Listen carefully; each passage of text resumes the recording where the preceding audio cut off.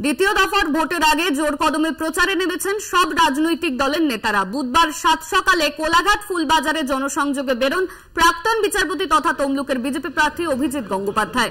দেউলিয়া ফুল ও সবজি বাজারেও জনসংযোগ করেন অভিজিৎ গাঙ্গুলি। কোলাঘাট ফুলবাজারে জনসংযোগে অভিজিৎ।